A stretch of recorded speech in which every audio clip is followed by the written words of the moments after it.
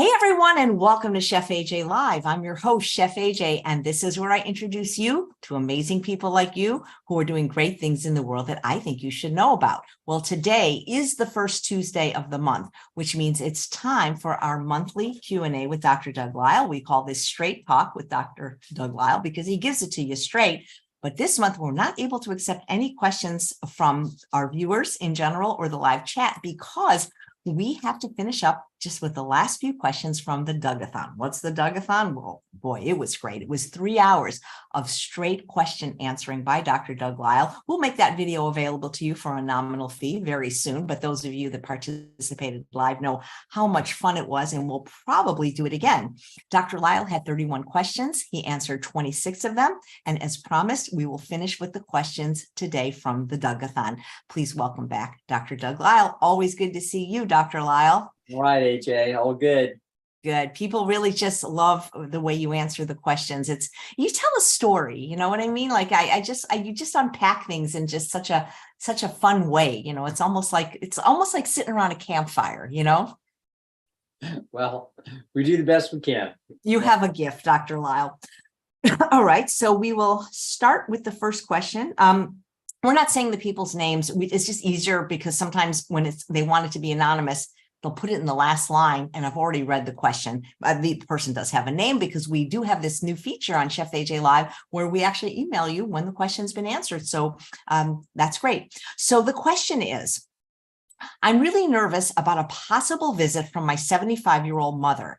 She says she'd like to visit from out of state, but it feels like a box she wants to check off. We've had a strained relationship since my narcissist father died 13 years ago. And while we are cordial on the phone these days, we haven't seen her in 5 years.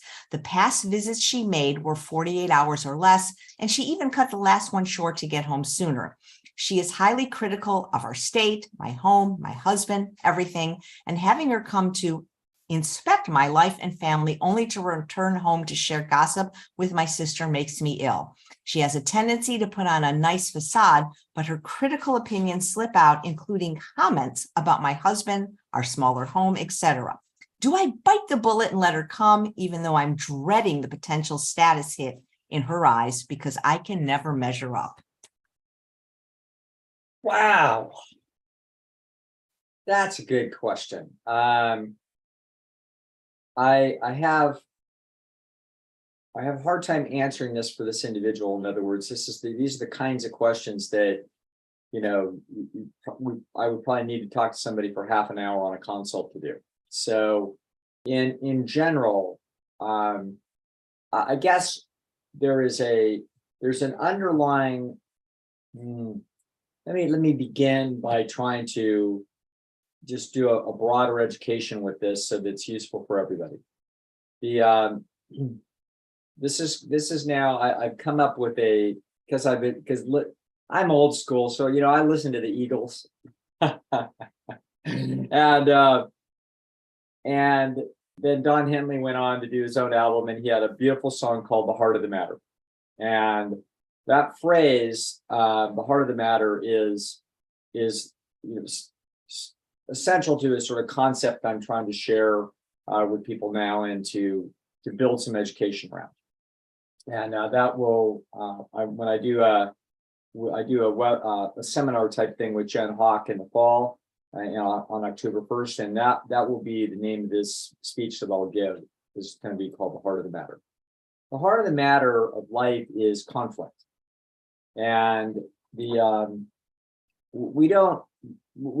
even the word conflict makes us want to back away from it, like, oh no, that's not a good thing. But the thing is that this is where life lives, and this is where the difficulties and struggles and challenges and triumphs, this is where it's in conflict. And so understanding conflict and understanding the dynamics in and around it, how it works, is interesting and important.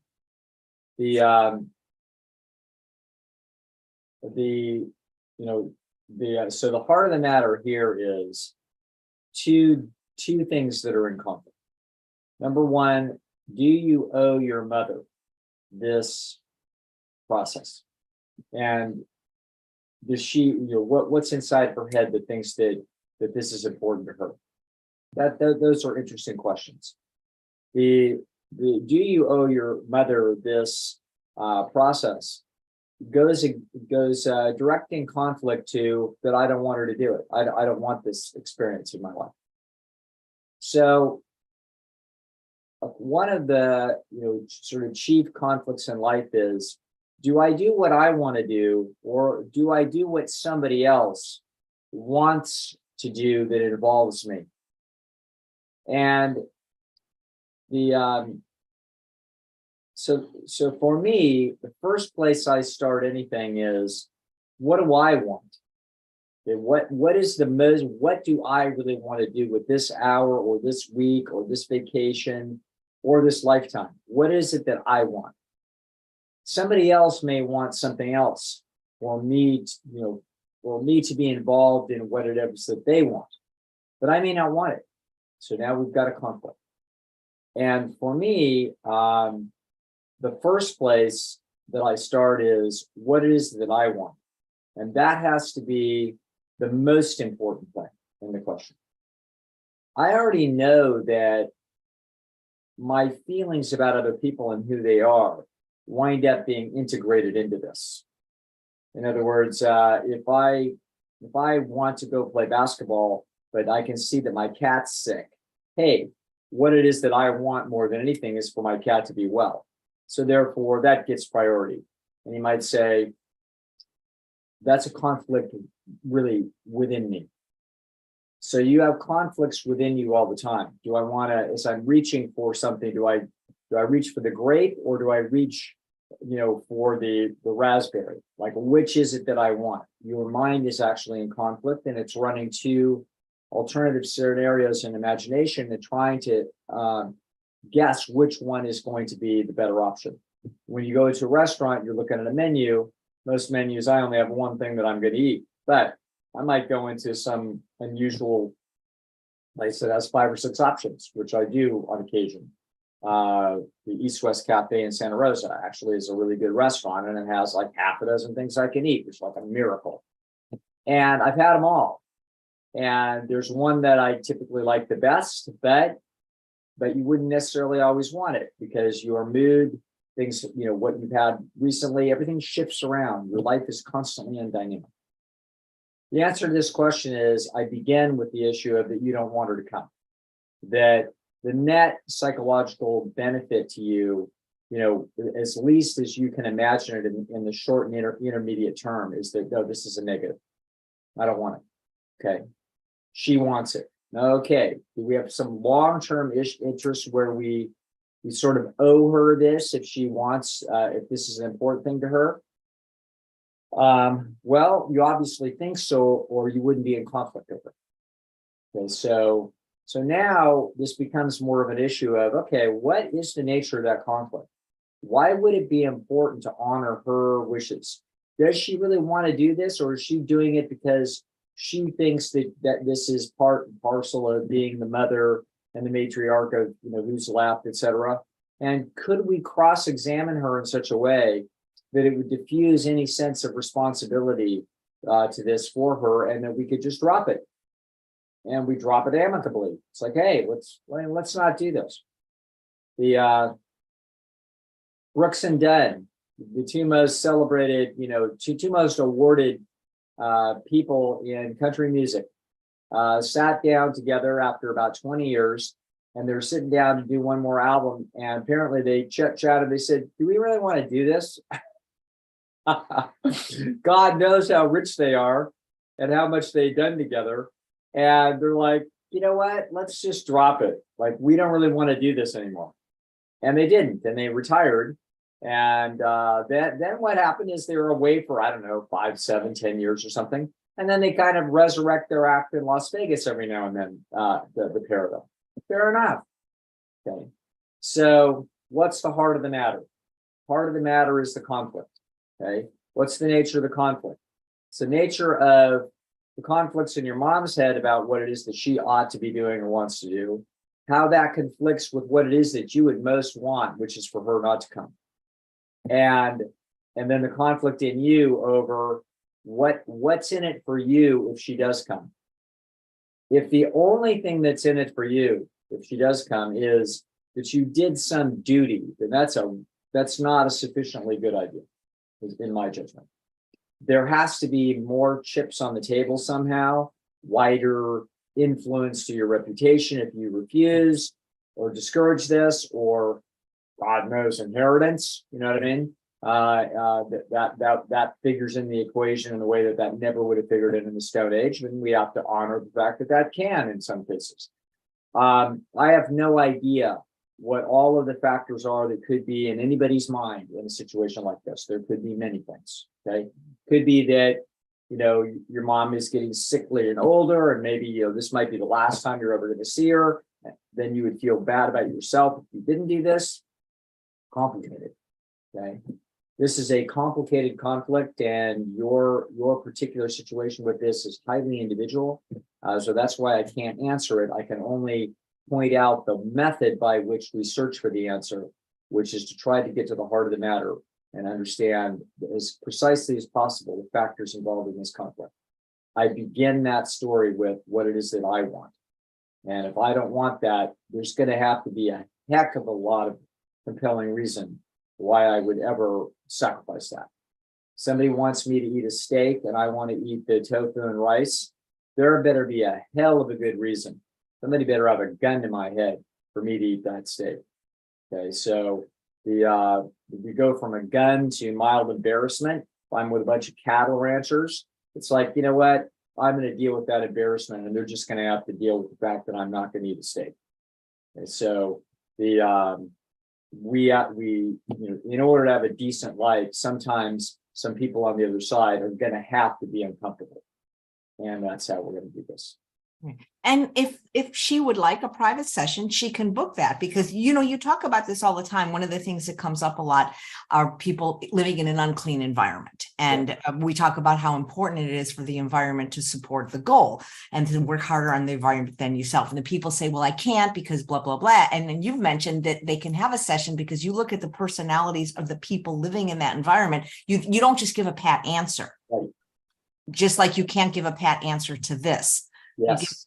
The thing is do you notice though, or at least in the people I know, there seems to be a lot of conflicts between families, especially, Sure. a lot of times mother-daughter, especially. Oh, this is the most amazing species, AJ. It truly is. There is no other species where the parents are just all twisted up and want to influence what the mating choices of the children are. Like, that is truly, of all of the things that anthropologists will say distinguishes humans, like, well, we talk and we use fire and we use money and we have language. It's like, yeah. But the big thing is the mother-in-law. Come on now. I mean, this is actually fascinating. And it just shows you how deep and sophisticated the cost-benefit analytic machinery is inside the human. It is by far the deepest, most futuristic, subtle thing that you can imagine, all the way to mom following her daughter around or her son around and looking over the mate choices and giving their thumbs up or thumbs down, to the point where in some places throughout history, they dictated the decision. Yeah. Matchmaking, Fiddler on the Roof. You were told who to marry. Yeah. And that what makes that a beautiful story is that cultural transformation that is starting to happen as that they're starting to break free from that onerous and absurd process. But that process had some reason for it in times past, but obviously today it's archaic. Did they have these problems in the Stone Age, mother and daughter? Undoubtedly. This didn't just arrive, in the last 6,000 years. No, this mothers-in-law have been problematic for a long time. Yeah. This question was the lady's actual mother, though. Her by, Yes, I know. Yeah. There's no end to it. She criticizes her husband. Yeah. It's crazy. There you go. Anyway, thank you. Her house isn't big enough. Oh boy, but it just seems that almost all the problems that we encounter are caused by disagreeable people. Well, a high percentage of them. That is very true, AJ. That is a super important concept to identify.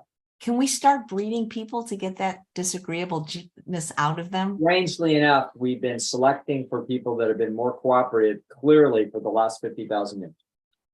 That's why you can now live in cities and in nice neighborhoods and not have people bash each other over the head and grab their purses. Okay. It is precisely, we are literally, the skeleton of humans are thinner than they were 50,000 years ago. The skulls are thinner. Why? Because there's been less head bashing. So you're right. We are actually have been selectively breeding for that, but it's not fast enough. Exactly. Disagreeable people often end up with agreeable people, right? Because Yes. two disagreeables wouldn't marry, would they? Not very often. Not very, you don't often see that. Yeah. Oh, I feel so bad for the people All that right. are married to one. Okay. So the next question, Dr. Lisle, you've talked about how depression is related to unexpected failure feedback in 5 main domains. Can you talk about anxiety and the best way to overcome it? I've heard you talk about hyperconscientiousness and overestimating the likelihood of a mistake or bad outcome. I'm so curious if you would suggest that someone manage their anxious or depressed, how they would manage their depressive or anxious feelings.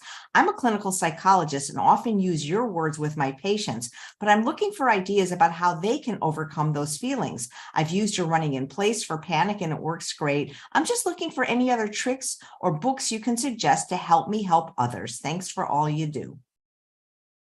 I would say that the most important thing that we do for anxiety is maneuver to what I call a position of power. Okay. So, you can imagine if you're running a big business. I remember I stupidly did not invest in Amazon when Jeff Bezos was named like Times Man of the Year in 1997, I think it was. And Jennifer Morano, Alan's wife, Dr. Jennifer Morano, was just jabbering all about Jeff Bezos and what she had learned about him and what an amazing guy he was. And I'm like, yeah, whatever. So, and I remember reading something that I think that she had me read, which was, it said, well, Bezos was saying, they got this business model and they've got 7 months worth of venture capital in the bank, and that should be enough. And as a sort of a conservative human, I'm like, 7 months in the bank is all you got? That thing's going down. It's going to, they're going to die, There's so many bad things can happen that you won't necessarily get it together in 7 months. Well, it turns out Jeff Bezos is effectively a business genius, and he knew exactly what he was doing. And he felt like he was in a position of power with 7 months of money in the bank, or else he would have sold some more stock to grab, 17 months of money in the bank. But the point is, he was comfortable. I wasn't comfortable with what his situation was. Therefore, I didn't invest in him, and I blew it. All right. But the concept at the heart of this is what I call a position of power. So a position of power is that you have figured out the worst case scenario and you figured out what you were going to do. I think Mr. Bezos knew that there would be other moves that they could make. You know what I mean? But he felt like they were in very, very comfortable circumstances based on what he had charted out. He and his team had figured out how things were likely to go. That on the other side of that would be anxiety, uncomfortable. We better do something else, and we better do something different. We better put ourselves in a position where we are safe from a catastrophe. Okay. So this is the best thing that I know for anxiety generally, is to have worked out for the things that cause that person to be anxious, to essentially have worked out positions of power. And so that's one of the things. This is just a trivial notion here, which is that one of the things that I have not uncommonly recommended to people that had a fair amount of anxiety is you need to make a higher priority out of saving money. In other words, a lot of times highly anxious people are overestimating the worst case scenario. And so as a result of that, they are feeling that creepy feeling that if a bunch of things go wrong, that they could actually lose their house, lose their situation, whatever it is, have to take the kids out of private school, whatever it is that has them worried about this. And so my attitude is, okay, part of your mind is running scenarios that say we're fine, but part of your mind, the more conservative, anxious part of your mind is thinking that maybe we're not safe. Now, we know that for a lot of highly conscientious folks, there's no way to get them safe. But if you've got, I have a way of thinking about saving money, which is that there are quite a number, most of life's unexpected problems cost about $1,000 or less. Okay, so you got a car repair. Okay, you need a root canal. In other words, that's $1,000. If you have $1,000 saved, that actually buffers you against a lot of unexpected trouble. And so a lot of people, that's an important $1,000 that they save. $10,000 is really quite a bit of insurance against trouble. So for an awful lot of families, if they have an overhead of, $4,000 or $5,000 a month, $10,000 a month in savings is a couple of months that there can be fairly big trouble and they can be okay. And then I will say that $100,000 will get you out of almost anything.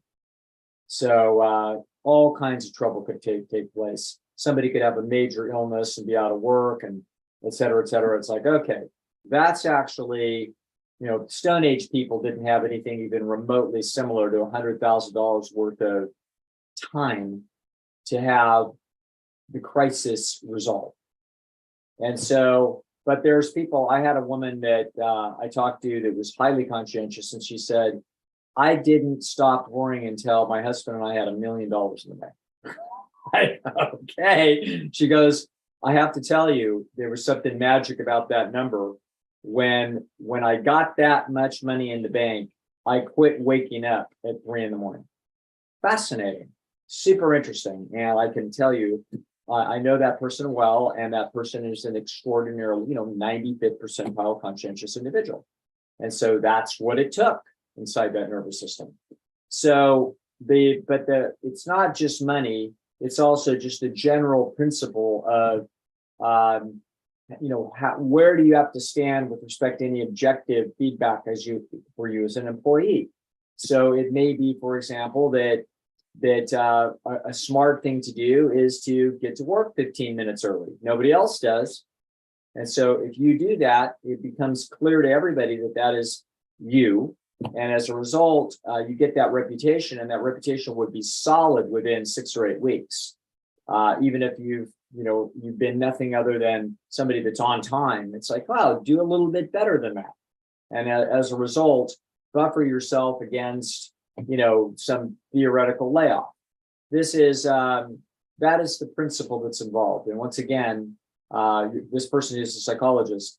We're speaking large to everybody, which is that that is what it is that I would say. Another thing that I would say, so in other words, that's what I do. Whenever somebody's coming to me and they're very anxious, if it's a physical panicky anxiety, we talk about the running in place. But if it's this other kind of anxiety, it's like, well, I'm really worried about this, I'm worried about that. It's like, okay, we have to walk down through the worst case scenario and imagine what those worst case scenario would be, and then figure out what we can do to mitigate that, or what we would do if those things happen. So that will calm the nervous system down once we have thought through an action plan and we have an in principle solution. Okay. Now, I also have a colleague by the name of Dr. Laura Bruce that has been on the show that is an expert in anxiety. So as the psychologist could ring up Dr. Bruce and talk it over with her for half an hour, might be a useful thing to hear. She might have additional concepts that I'm not thinking of. But this has been, anxiety is a natural signaling device of a threat. A threat means that we have a potential loss over a resource. We need to identify what that is and then figure out how it is that we are going to reduce the likelihood of that being true, or also plan for, if that worst case scenario happens, how we will manage that. Okay. Basically, pretty much the only resource that we can't somehow get to a position of power over is your health. Everything else we can. Your reputation, we can get to a position of power over. Everybody thinks you're terrible because you did something and you followed your conscience, or you made a mistake or what. It's fine. We can repair that. But we can live without it too. We aren't going to starve as a result of that. Oh, well, I lost my license as a lawyer and it's a disaster, and I did this thing and I thought it was fine and they disbarred me. Okay. You still got a brain. You still got a lot of IQ. You still got a willingness to work. You're not going to starve to death. So the point is that we might have to give up a house and give up a private school for the kids and give up a fancy vacation on the beach in Maui that we took every year. Fine. You can live without it. People live without those things forever. Okay. The one thing that you can't live without is your health. That's the one thing. So that's the one thing where, we want to be doing what we can do to support our health. That's the closest thing that we can get to a position of power. Have health insurance, fine, for whatever good that might do us, which it might. To have health insurance and then treat your body, like the only resource that you can't get a position of power over.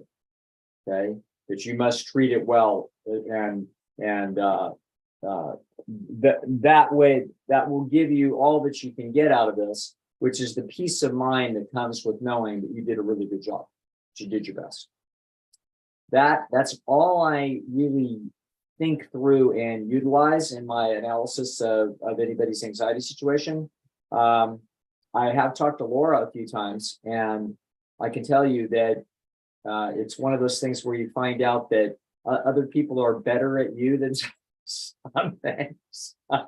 And I think it was the 1992-93 NBA Finals.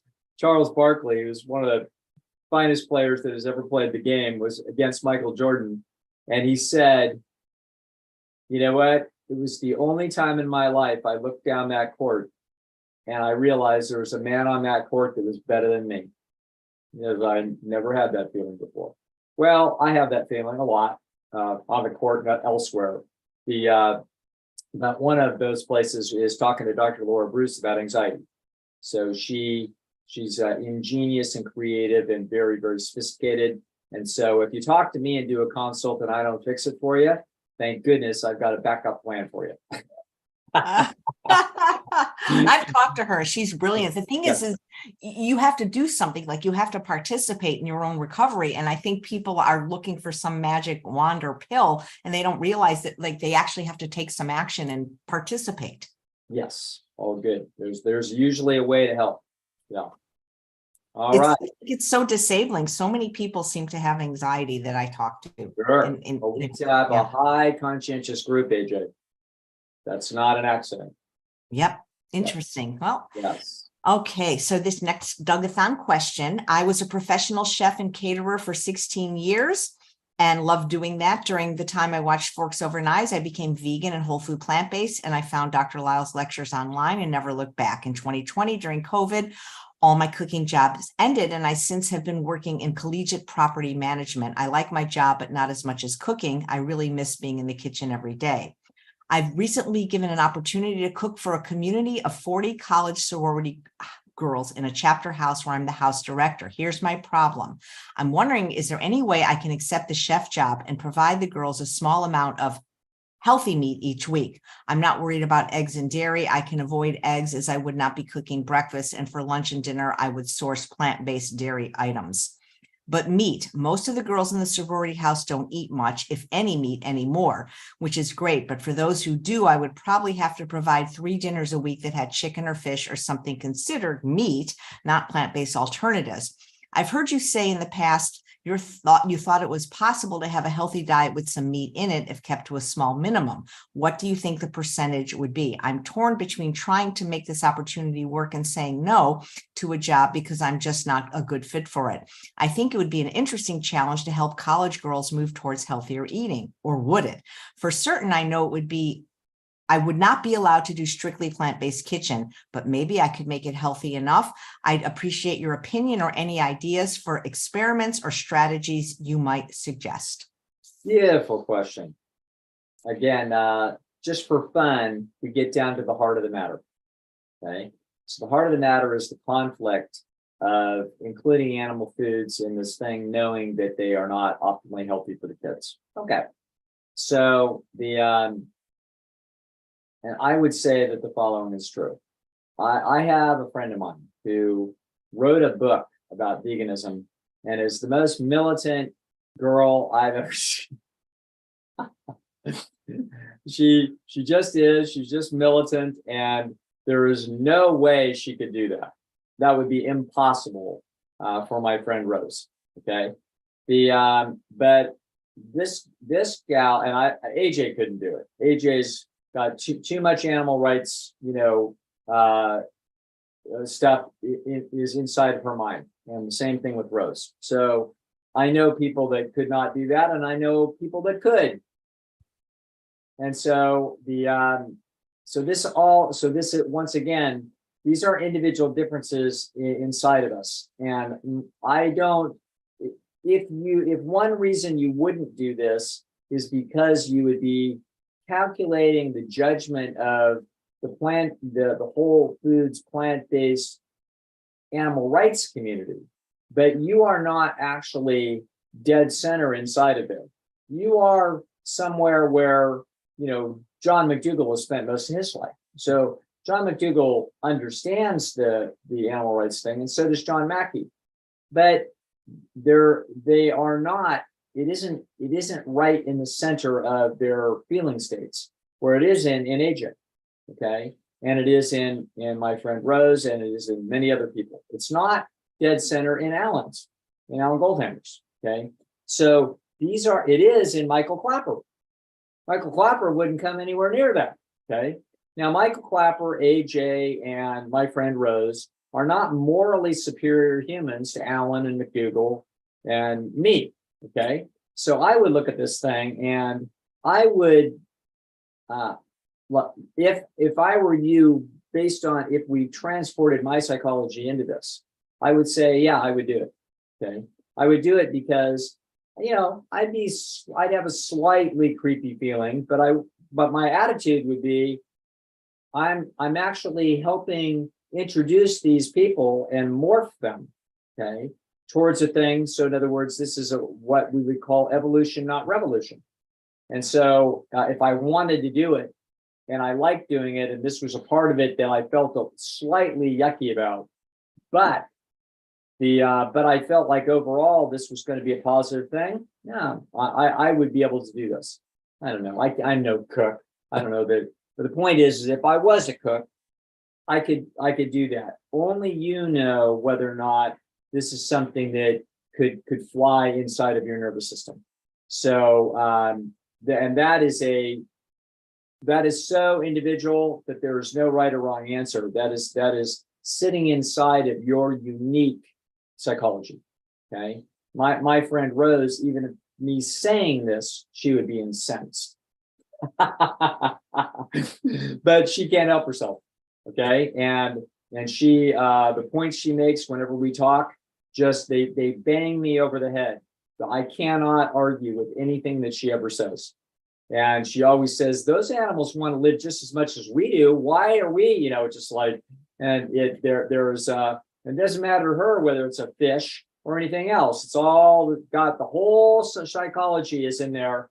And it's basically like a mothering, nurturing psychology that just says, hey, these are all living things, etc. I understand that. Okay, I completely grasp, and I have no argument with that. All I can tell you is that not every human's personality is built to see it that way. And my sweet friend Rose just thinks that they are, by God. Well, I think she's right.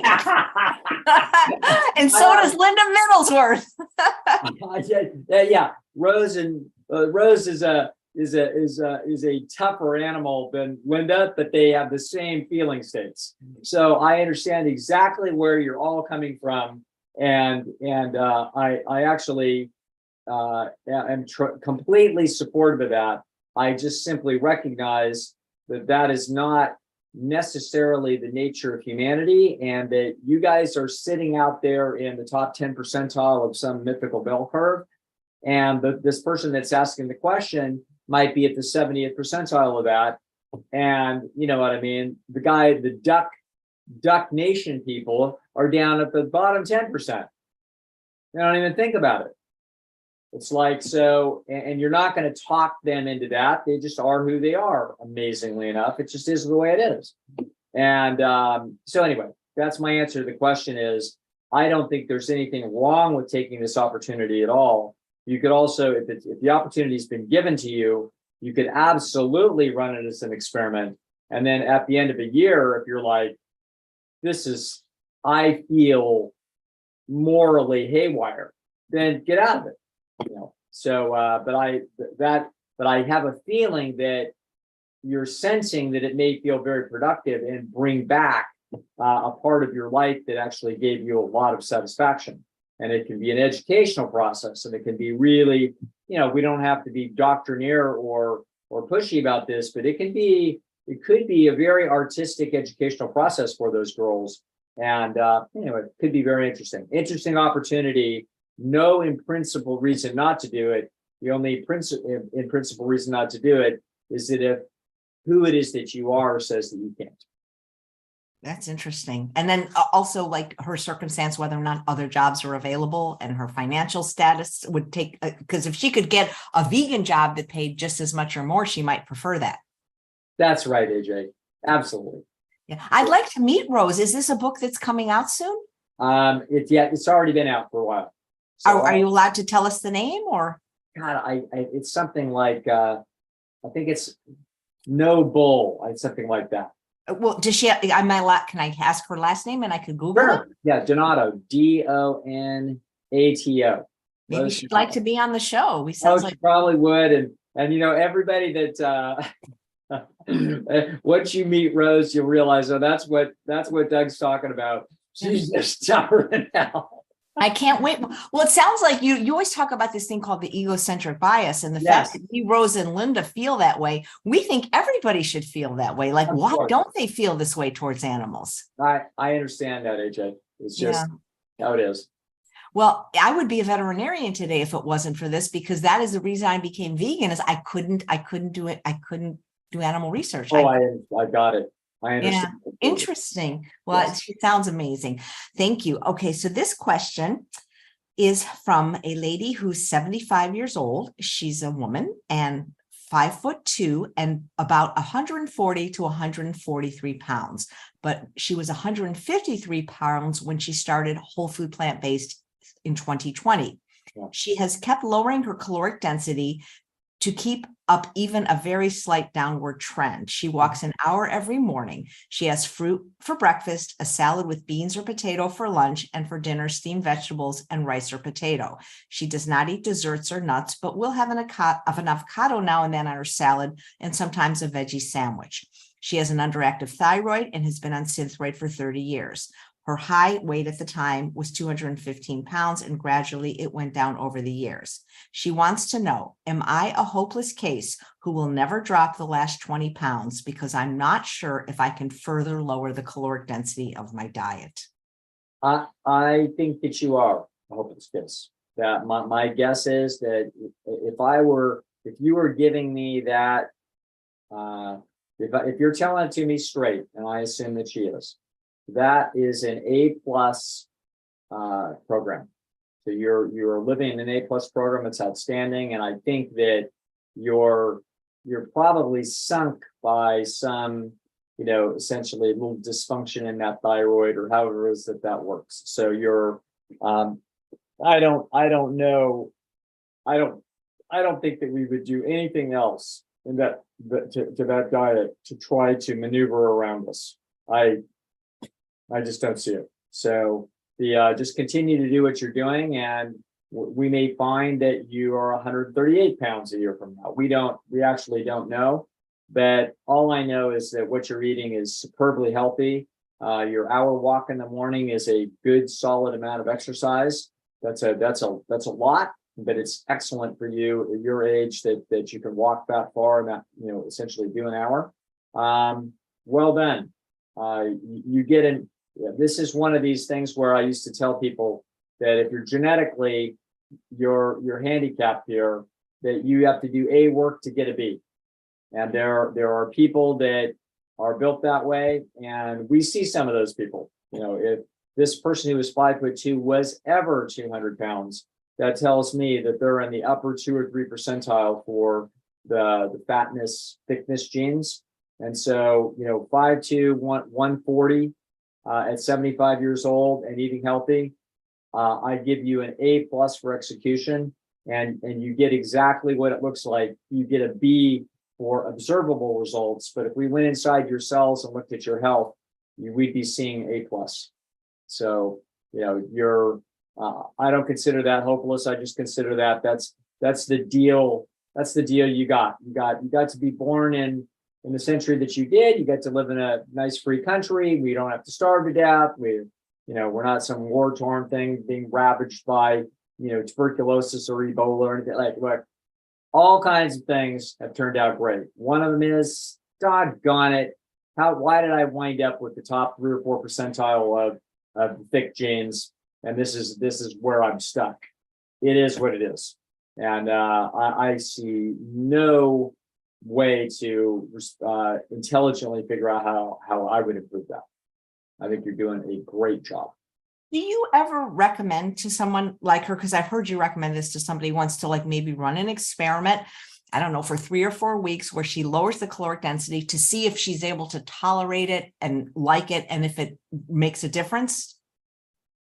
There's a time and place to be thinking about this. This person's doing a heck of a good job. This is like right on target as to where it is that I would be aiming.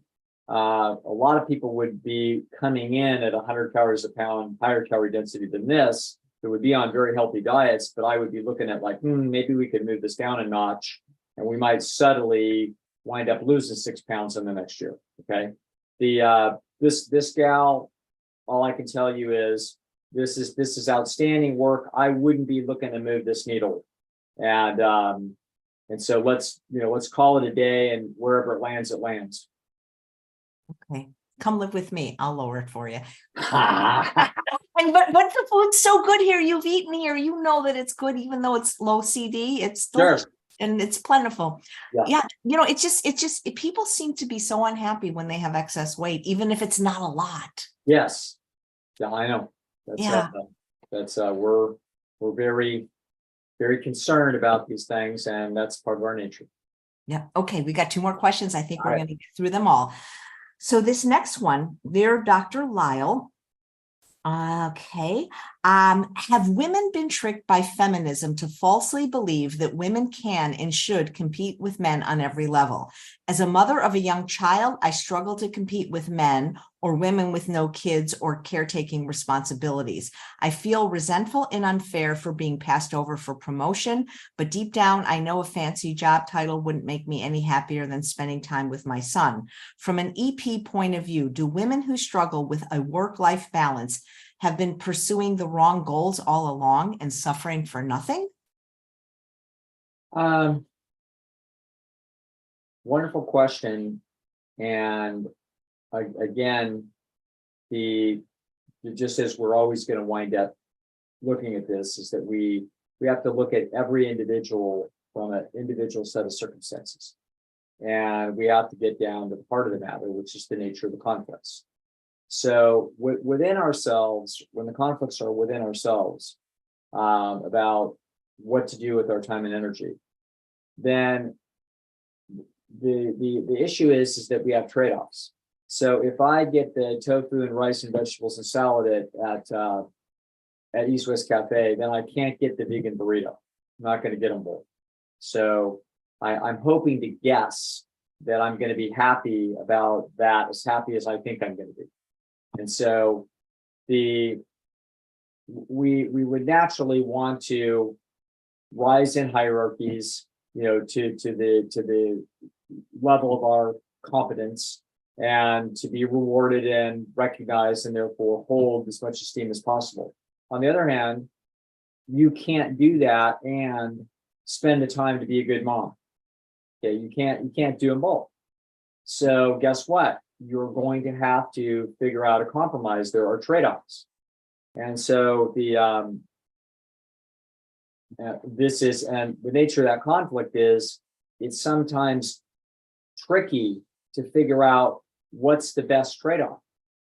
And sometimes you don't get to run 50 little experiments on either side of it. So if you're going to aim at that promotion, you're going to have to sacrifice a bunch of stuff at home for the next year or two, and then really try to get it. And then if you do get it, then there's more responsibility. And now you're working 10 hours a week over past the clock in order to keep that position and then swim with those fish. It's like, was this all worth it? Well, in order to even find out, we have to go do it in order to see what it feels like to be there and see what it's like to have another 15 or 20,000 a year or whatever the next grade up is. So this, unlike the experiment that AJ was just talking about with the weight, like, hey, see if you can do the lower calorie density for a while, see what it does for you. You can check it out. Then you can always go back to where you are now. Yeah, those are beautiful little experiments that we get to run inside of our own lives in terms of our own sort of body and health management. But when it comes to dealing in hierarchical situations, work situations, et cetera, we don't get to make those choices and then take them back very easily. So therefore, we have to just use our intuition, run our internal experiments in our imagination, look at what it seems to be doing for other people, try to absorb all that information, then make whatever decisions that your mind best comes up with. She has a broader philosophical and sociological question, which is that, have women been sold something in some ways that doesn't really fit a lot of them? And I would say, yeah, I think there's truth in that. Women are different. Every single one of them. Every single one of them is a unique individual. And so they're not only unique as personalities, their circumstances are also unique. So I have met women who were determined to climb hierarchies, quote, compete with the men, not really making any kind of political or feminist statement, but they just feel like they absolutely feel completely like they should be treated on equal footing and are willing to do whatever those men are doing in order to climb some hierarchy, whether it's in medicine or law or business or anything else. And they have either talent and energy and drive. And for them to be a wife and mother and business mogul, to them, it's like, okay, I am not going to take second place at the table of the vice presidents. And so guess what? There's going to be very, very significant sacrifices when it comes to the other aspects of your life that have potential for enjoyment. That's true. That is how that's going to go. Okay, so such an individual may very well put great strain on relationship with significant others, and it also may be effectively impossible to be as integrated in with and nurturing of your children as you might enjoy. Children will be fine whether you're there or not. But the point is that your life experience may not be as good as it would have been. Oh, well, this is just guesswork, but I can tell you, I've known people that their attitude is, hey, there's no way I'm not going to go for the flag. I'm going to, whether they be male or female. To tell those people that they can't compete, hey, Tootsie, what I mean? No, this is for you. You should be at home with your husband. You should be at home with your kids. You don't need this position. Well, that's BS. And that's what the women's movement was significantly about. If you do have that drive, for God's sakes, there shouldn't be anything structural anywhere that would stop any woman from giving her best to society and competing, in whatever domain there is. fine. Like I have, of course, that was a needed cultural awakening. However, there can be an underlying, it's kind of like in a riptide, there can be an undertow there that you don't see, which is that all women are exposed to this notion that that's sort of how they ought to be. And it's like, yeah, but it may not be you. So those are kind of unusual women that have that kind of motivation. You don't have to have that kind of motivation. You may absolutely be a person that it's not nearly as important for you to compete in those hierarchies, and that you have a nurturing and child raising instinct or romantic instinct that you've got to put more time and energy into these other, domestic relationships. Completely legitimate. And I think that the sort of women's movement and feminism can discount that very substantially, as if those people are not enlightened. Okay, well, or that perspective is not enlightened. Well, that perspective is perfectly enlightened. Okay, that is the respect for the individual differences in people. Okay, so a woman is not a woman is not a woman. It's an individual is an individual. And so your job in life is to do what? Where did we start this today? Figure out what it is that I really want. Okay. What do I think that I most want? Okay. That's where we need to get focused. That's a very complicated question, because we are taking inputs and we are maneuvering in a very complicated esteem arena, status and political arenas, that it's like, well, if I don't really push, then other people don't think that I'm this. It's like, whoa, careful. What are the processes that you really like? I have a young lady who was very competitive academically, super smart, and achieved a great deal, and then decided, you know what, I have to tell you, the truth is what I really love to do is garden. That's actually what I really love to do. And so she spends most of her time gardening, and has circumstances where she can do that. And I completely and totally respect that. There would be people potentially surrounding her that would say, well, you should be some enormously successful, big shot, professional, which is certainly within her capabilities. But inside of her soul, she loves to garden. And my attitude is, well, then for goodness sakes, garden. Okay. You got to focus on what's most important to you. So the answer to that question is yes. There are always people out there and movements and political ideologies and all kinds of influences they've got their own agendas that may be legitimate or may not be legitimate, but it doesn't matter. The truth is they can create turbulence in the lake of your life. And it can be hard for you to figure out exactly what might be best for you. But we try to get to the heart of the matter. And the fundamental thing is, what's the most important thing for me? And if we can't figure it out, then we have to run the smartest experiments that we can that can hopefully be reversed. This is, one of the hardest, there are some decisions that are big and that you sort of can't take back. And so there is what sits under the problem of conflict is my mantra: never make a big decision when a smaller decision will do. If you get forced to have to make a big decision, then you do. And then we have to hope that you make a good one in the face of uncertain evidence. But if we can make small decisions, then those are good. I love a small decision. So our lady with the sorority or whatever this is, the girls thing, it's like, if I could get a contract to do it for 3 months, that would be even better.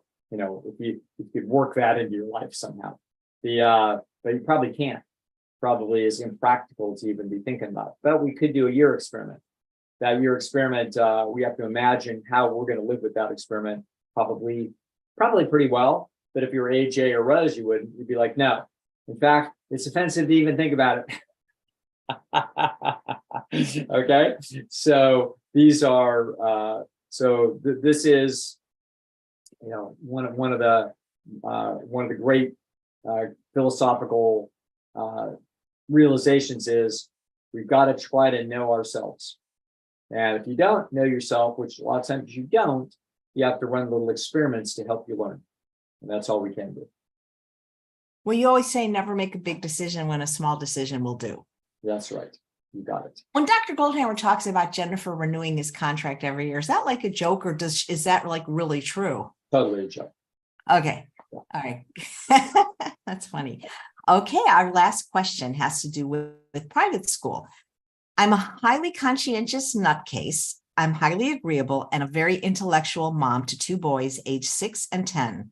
My sister plans to send her boys to private school. The tuition has skyrocketed. In a year will cost her $26,000 per kid, which is a stretch for her. I'm feeling jealous that her boys could have a much better experience, more resources, more status than my boys.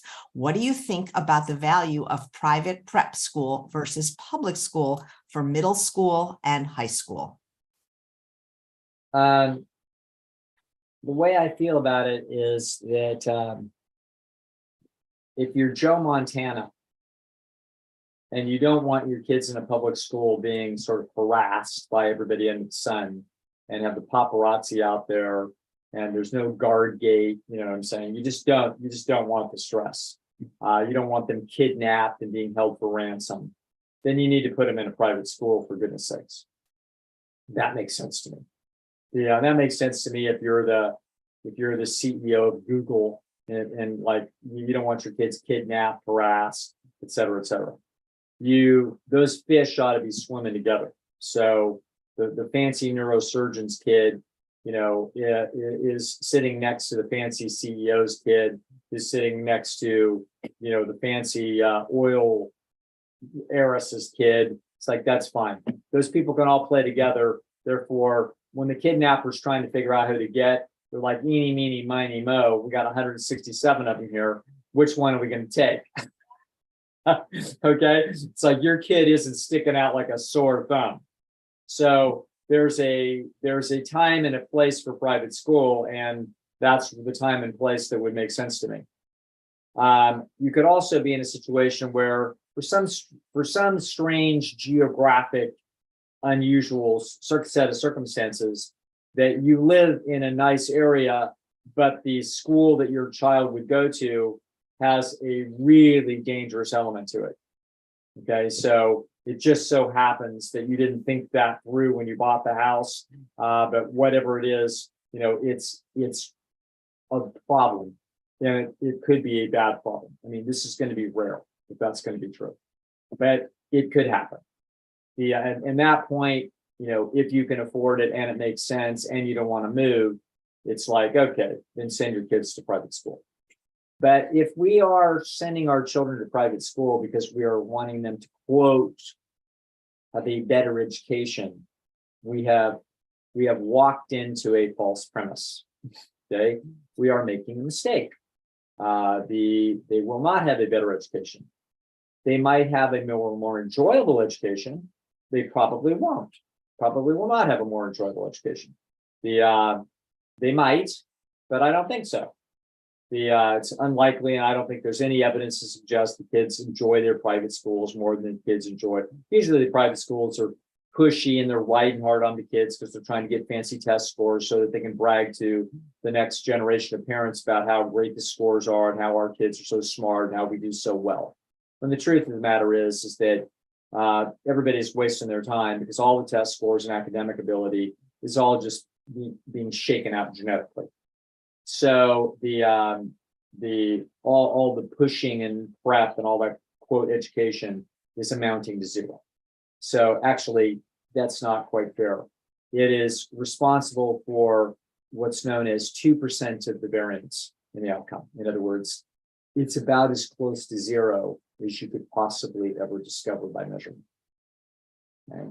It's as if the difference, if you went to a private school and then you went on to the university, your GPA was 3.6, but if you went to the public school, it was 3.59 on average. That's what it looks like.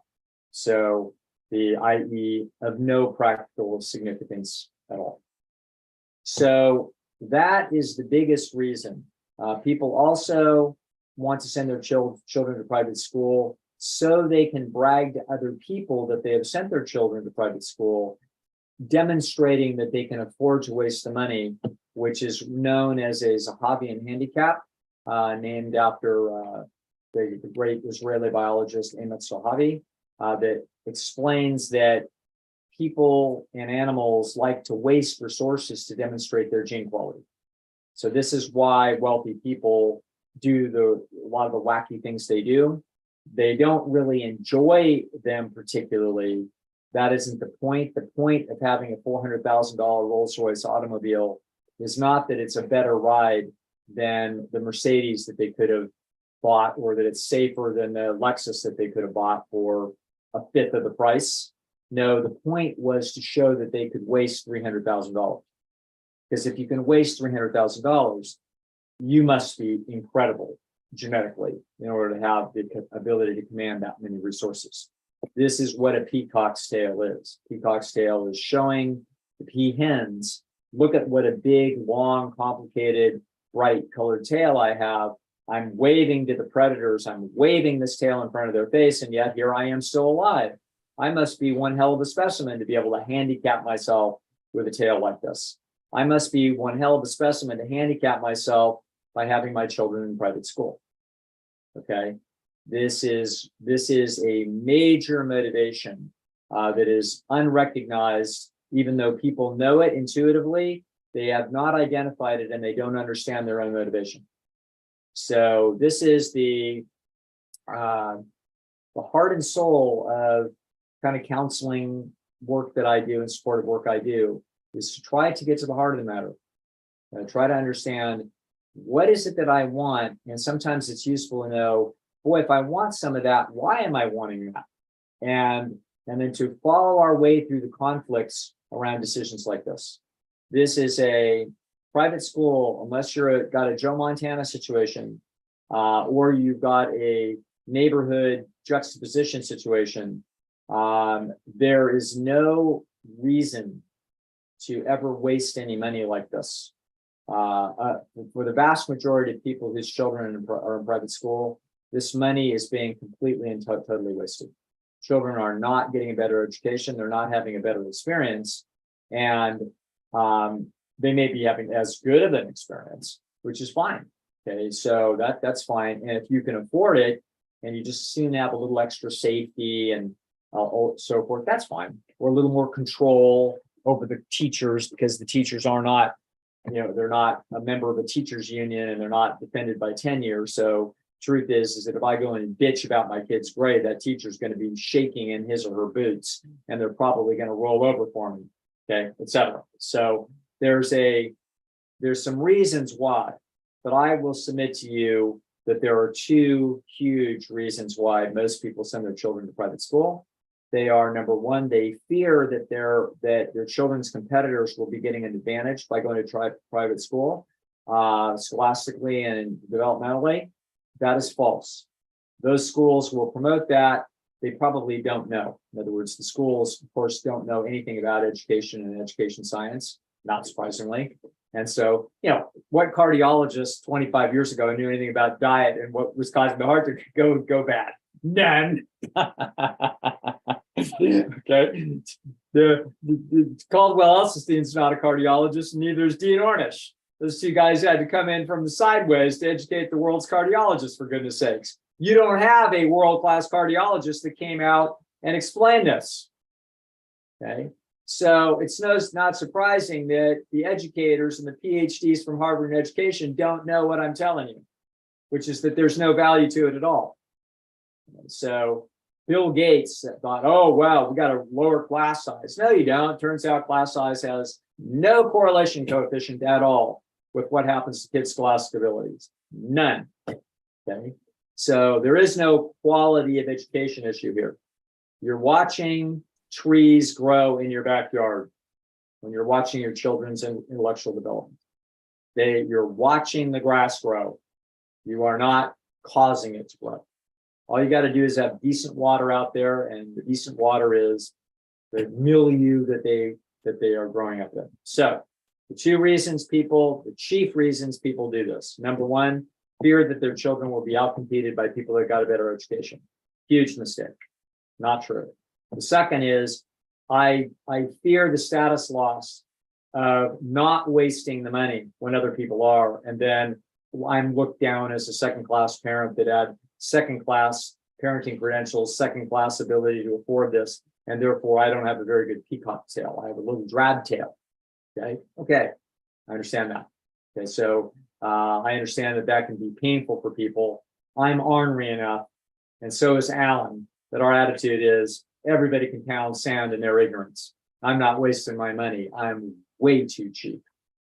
And I would encourage you to think the same. If that kind of money isn't money that you can easily waste, then for goodness sakes, don't waste it. Dr. Lisle, I don't know if you noticed, I did go to private school at one point, and with my anxious nervous system, I kind of liked it better. I just felt like safer and closer to the teachers. I mean, I'm sure it was very expensive for my parents, but I public school was just like so big, you know? Yeah, and you know what? This is absolutely like completely legitimate. So in other words, but it wouldn't be so much about private school versus public school. It would be one school versus another school. Okay. So in other words, it's really more of an issue of what, you know, if you're looking at your kid's experience, it's very difficult to know what experience might be better for that child.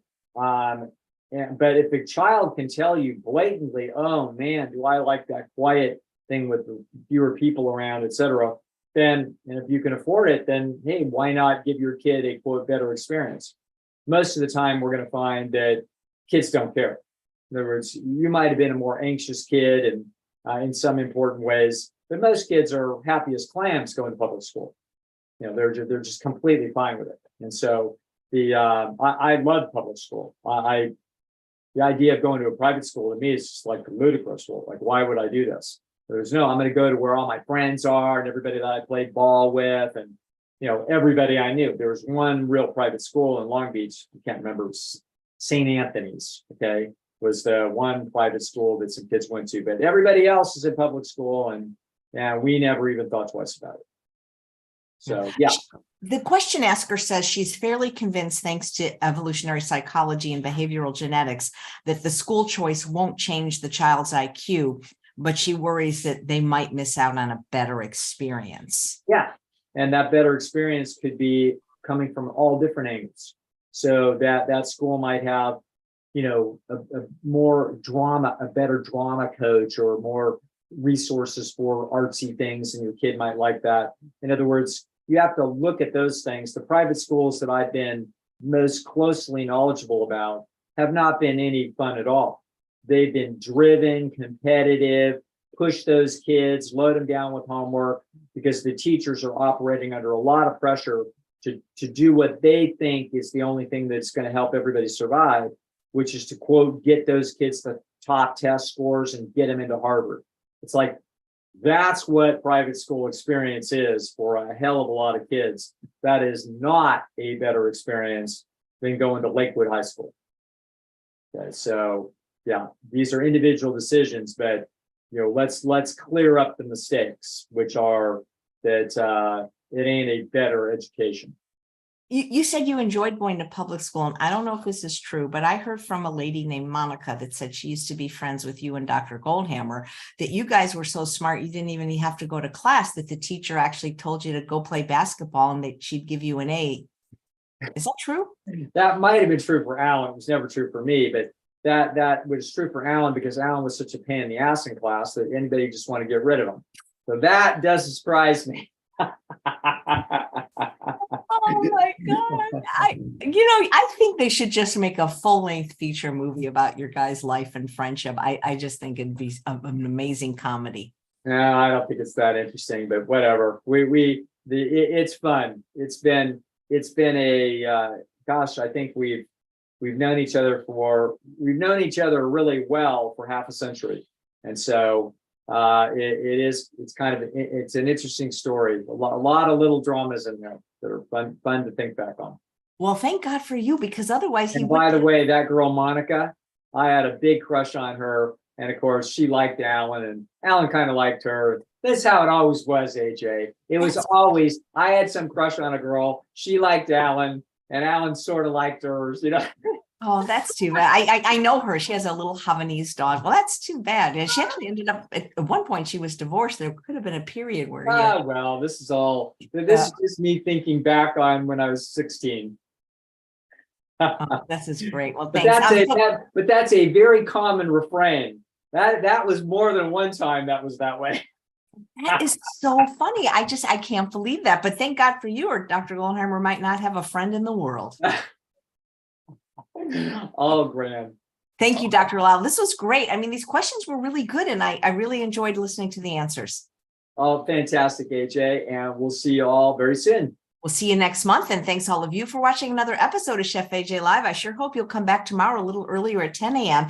because Dr. John McDougall will be in the house. It is not his normal time. He will come on next Monday for his regular show. But Kathy Hester, who's a dear friend of mine who has a regular slot the first Wednesday of the month, recently did the McDougall program with her reluctant spouse, who is now off almost all of her diabetes medications. So there is always hope for weight loss, disease reversal. And we're going to have Dr. McDougall tomorrow to tell you how you can do that. Take care.